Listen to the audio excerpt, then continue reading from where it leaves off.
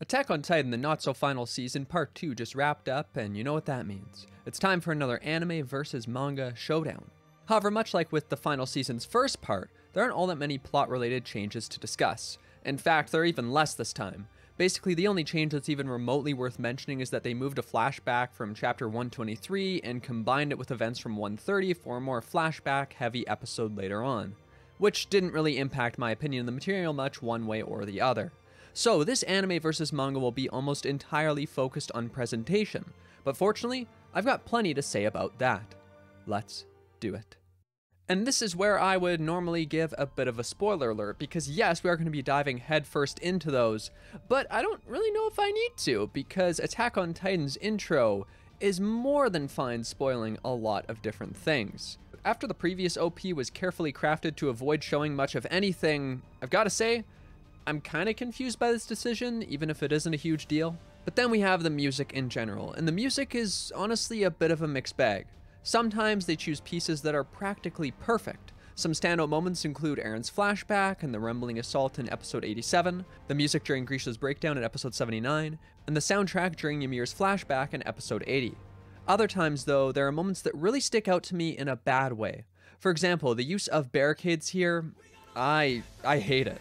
At this point, the Survey Corps are killing their comrades, so playing something that's so victorious just doesn't remotely work for me. The clash of tones took me out of the characters' mindsets and made the immediate emotional after effects of the rumbling far less powerful than I'd expected in anime form. I'm sure that contrast between the music and events of the story connected with some, but nah, not for me. Also, at other times, some of the new pieces just sound comparatively cheap. I mean, they aren't terrible or anything like that, but the attempt to mimic the dense and wide soundstage of previous pieces doesn't always work, with tinny crashes and flat instrumentation. Still, there's another important aspect of sound to discuss: the voice acting. And yeah, I've said it many times before and I'll say it again, the voice acting in this show is great. At least in Japanese. I've never watched the English version. Either way though, yeah, these performances do plenty to push the story to the next level, and it was a joy to hear these actors work with some of the most incredibly raw material from the manga. I'd started listing out performances here, but then I realized I'd basically start listing everyone and we'd be here all day. Then we have the action. In general, this is an improvement over the previous season. A big improvement. Sure, there are still some instances of awkward CGI Titans, but I'm not going to dwell on that too much because I'd rather not beat a dead horse. But you know what? They've done more hand-drawn stuff with them this season, and it is really appreciated. Specifically, close-ups of the Beast Titan are looking great, and as far as I'm concerned, he's the one who needed that treatment the most. Then all the hand-drawn Reiner and Annie stuff in episode 86, that's fantastic, with plenty of dynamic movements and angles. Plus, that episode also has the reveal of Falco's Jaw Titan, which is entirely hand-drawn, and I love how they did this. Really, episode 86 in general is great. There are ODM gear scenes that brought me back to some of the stuff from seasons 1 and 3. The way they paced Mikasa's destruction of the Aegis, oh Nelly, she's going wild. It feels great to have moments like this, where the animators are just letting loose and everything flows so well. This elevates the source material to new heights, and it's easily better than anything from last season as far as I'm concerned. But there are great moments that go beyond the action.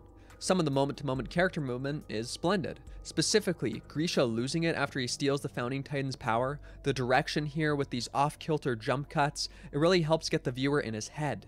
Meanwhile, the way they animated his movement, I really believed that I was watching a guy have a complete mental breakdown, which is exactly how it should feel at this point.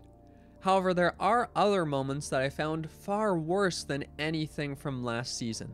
In general, I found the backgrounds a lot uglier. This is one of those things that's all down to personal preference, but I thought that they often overdid the depth of field effect and that the art style for characters and backgrounds didn't always mesh well. But that's more of an overarching complaint. The specific moments I had problems with are right here. I despised this thing where Eren and Zeke touch and then time seems to freeze. I mean, the idea is fine enough, emphasizing this moment with a change of pace because it will decide all the events following it. But the way they did it, with all these 2D images of characters in 3D space, tilting on their axes, it looks incredibly cheap and just so awkward. Finally, the shot composition in episode 84, where everyone's talking around the fire and basically airing their grievances. These shots are weird. Sometimes the characters are only half in the frame, the same type of shot is used over and over again, resulting in a stilted presentation. Then there are these weird fast shots of trees while characters talk, which what's going on here? Now, I can imagine why these decisions were made. Maybe the somewhat awkward pacing of the conversation was on purpose and meant to, reflect the awkwardness of the conversation. Meanwhile, the focus on trees was maybe meant to harken back to Sasha's father's words about getting the children out of the forest. But even if I can recognize some potential benefits of this stuff or reasons for doing this, I think the same effect could have been achieved without making everything feel so off. It really took me out of the moment and detracted from the conversation. Oh yeah, also the Annie pie thing. Why? It seems like they decided to lean into the humor as hard as they could here. And it's weird. It feels like something out of Family Guy. And again, it's another one of those things that took me out of the moment during this whole rumbling section of the story. Yeah, it was an issue with the manga, but the anime made it worse. Then there's this moment where the Allied forces fire at this wall of Titans. Some parts of this are awesome. The music, the sense of scale with these distant shots, this almost otherworldly feel to the rumbling as it tears through the world like a force of nature. But at the same time, the anime spends more time focusing on these big boys swimming and they look silly.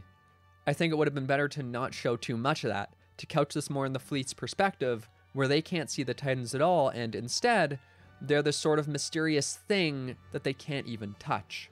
Still, at the end of the day, this season was a decent adaptation. Really, more than anything, it's a mixed bag, full of the great, the bad, and the mediocre.